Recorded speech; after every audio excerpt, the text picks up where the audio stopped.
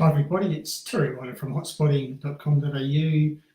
Today I've been having a bit of a focus on population growth numbers. There have been some recent figures published by the Australian Bureau of Statistics about population growth in different parts of Australia in 2017 and also over the last 5 years, and it's interesting to look at the trends.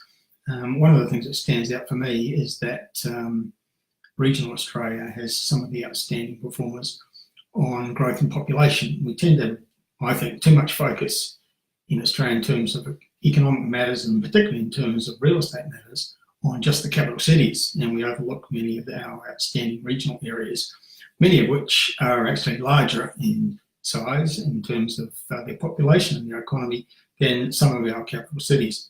So it's good to look at the trends, and what I note is that some of the absolute top performers both last year and over the last 5 years on population growth have been regional centres. The ones that stand out the most are Geelong, just outside Melbourne, and also the Warragul-Drouin area to the east of Melbourne.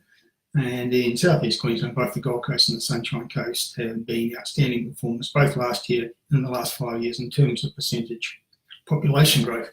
There's also some numbers via the Australian Bureau of Statistics out in the last week, looking at the areas that are regional, which are gaining population from people moving from nearby capital cities. And this seems to be a growing trend in Australia, and it's partly, I think, to do with housing affordability, people looking for cheaper housing and also perhaps a different lifestyle away from the congestion and the busyness of the major cities. So the number one local government area that's gained population from people moving from capital cities is the Gold Coast, 19,000 people last year, according to these figures. The Sunshine Coast also gained a lot.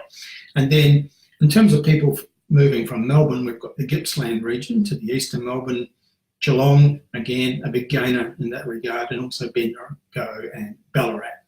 So the things that really stand out for me looking at all the numbers I've seen today and the analysis I've been doing is that the standout regions for population growth are Melbourne and regional areas near Melbourne as number one, and then southeast Queensland, because Brisbane's been growing a lot, but in particular the Gold Coast and the Sunshine Coast as regional areas, they're also part of southeast Queensland. So those are the two standout areas.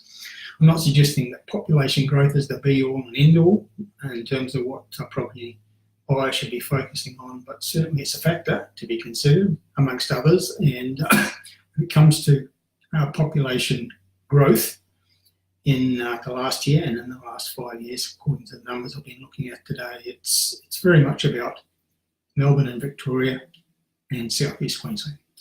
That's it for now. Ryder from hotspotting.com.au signing off. But before I do, almost forgot to mention that tomorrow I'm going to be starting a new feature.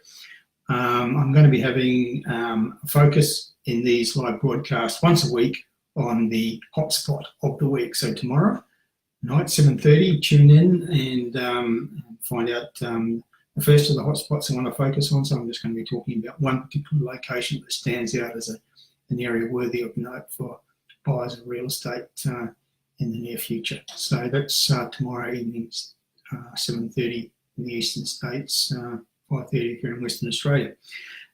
So that's it. I'm signing off now, and I'll talk to you again tomorrow night.